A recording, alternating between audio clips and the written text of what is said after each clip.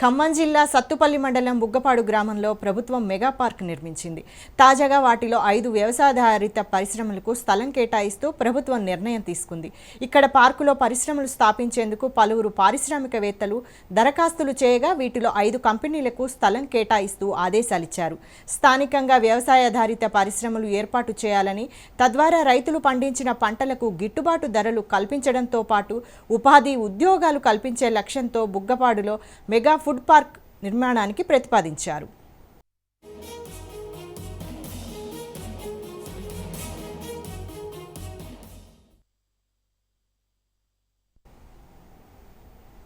2008 జనవరి 27న అప్పటి ప్రభుత్వం food park ఏర్పాటుకు శ్రీకారం చుట్టింది. పార్క్ నిర్మాణానికి 200 ఎకరాలు కేటాయించింది. అయితే శంకుస్థాపన చేసిన అడుగు మాత్రం ముందుకు సాగలేదు.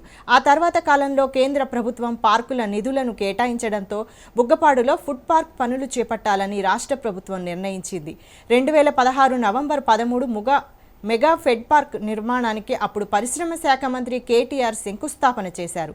200 ఎకరాల్లో పారిశ్రామిక మౌలిక సదుపాయాలు కల్పన సంస్థ అప్పగించింది.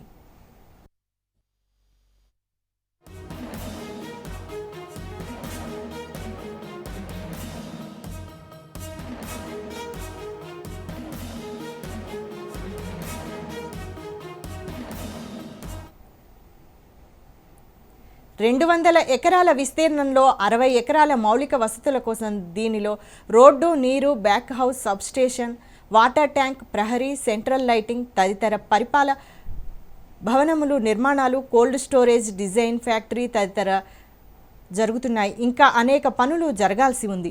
ఇక్కడ పరిశ్రమల ఏర్పాటు కోసం 70 దరఖాస్తులు రాగా అందులో 5 దరఖాస్తులు ఆమోదించి ఆ కంపెనీలకు స్థలాన్ని కేటాయించారు. ఈ విషయాన్ని టీఎస్ఐసి అధికారులు ధృవీకరించారు. వీటికి సంబంధించి అగ్రిమెంట్ డబ్బులు చెల్లింపు తదితర నియమ నిబంధనల ప్రక్రియ పూర్తి కావాల్సి ఉంది. తర్వాత కంపెనీ కేటాయింపులకు స్థలాలలో నిర్మాణాలు చేపట్టే అవకాశం ఉంది.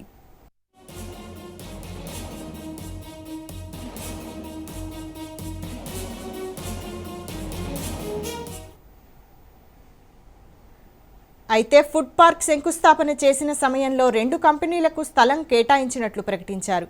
వీటిలో ఒక కంపెనీ ఇప్పటి వరకు అడ్రస్ లేకుండా పోయింది. మరో కంపెనీ పనులు ప్రారంభించి 6 ఏళ్లు గడుస్తున్నా ఆశించినంత ఫలితం రాలేదు. ప్రత్యక్షంగా పరోక్షంగా 25,000 మందికి ఉపాధి ఉద్యోగాలు ఉంటాయని అప్పట్లో ప్రభుత్వం ప్రకటించింది. 6 ఏళ్ల కాలంలో పరిశీలించిన స్థాయిలో పరిశ్రమల స్థాపన జరగలేదు. దీనికి తోడు ఇక్కడ జరుగుతున్న పనులు, పరిశ్రమలు కేటాయింపు తదితర అంశాలపై ప్రజాప్రతినిధులు, మంత్రులు పర్యవేక్షణ లేకపోవడంతో ఫుడ్ పార్క్ ఫలితాలు సకాలంలో ఇవ్వడం లేదని విమర్శలు వస్తున్నాయి.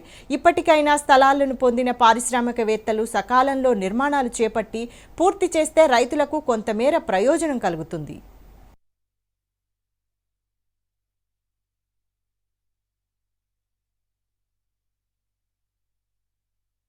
రాష్ట్ర ప్రభుత్వం అత్యంత ప్రతిష్టాత్మకంగా ఏర్పాటు చేసినటువంటి మెగా ఫుడ్ పార్క్ ఏదైతుందో అక్కడ ఉన్నటువంటి గిరిజనులు, గిరిజేతరుల భూమి అతి తక్కువ ధరకి తీసుకొని కనీసం అక్కడ నిరుద్యోగ యువతకి ఉపాధి కల్పిస్తానని చెప్పింది ప్రభుత్వం. కానీ ఎక్కడ కూడా ఉపాధి కల్పించినటువంటి పరిస్థితి లేదు. అంతేకాకుండా లక్షల రూపాయలు విలువైన భూములు కేవలం 1,50,000 రూపాయలకే గిరిజనుల దగ్గర కొనుగోలు చేయడం జరిగింది. ఏదైతే ఆ ప్రాంతం డెవలప్మెంట్కి, అక్కడ ఉన్నటువంటి నిరుద్యోగ సమస్య పరిష్కారానికి కృషి చేస్తామని చెప్పారు. కానీ ఇప్పుడు ఆచరణలో మాత్రం శూన్యం కనిపిస్తూ ఉంది. ప్రభుత్వం స్పందించి అక్కడ ఉన్నటువంటి యువతకి ఉపాధి అవకాశం కల్పించాల్సిందిగా మేము డిమాండ్ చేస్తాం. రాజశేఖర రెడ్డి గారి ప్రభుత్వంలో ఇక్కడ జలవెంకటరావు ఎమ్మెల్యేగా ఉన్నప్పుడు బొగ్గుపాడు దగ్గర ఫుడ్ పార్క్ పెడతామని చెప్పి చాలామంది పేదల దగ్గర నుంచి అన్యాయంగా భూములు గుంజుకున్నారు. అప్పుడే మనం పేదల దగ్గర నుంచి భూమిని లాక్కోవటాన్ని వ్యతిరేకించాం. మీరు ఫుడ్ పార్క్ పెట్టాలంటే వేరే స్థలం కూడా ప్రభుత్వ స్థలాలు చాలా ఉన్నాయి, వాటి మీద పెట్టాలంటే నిర్దాక్షిణ్యంగా గిరిజనులు, పేద గిరిజనులు సాగు చేసుకుంటున్నారు. దాన్ని తీసుకొని ఫుడ్ పార్క్ పెడతామని హడావుడిగా దాన్ని ప్రారంభించారు. 2004 నుంచి ఇప్పటి వరకు కూడా దాని పనులను నత్తనడకగా నడుస్తున్నారు. అది పూర్తి కాలేదు.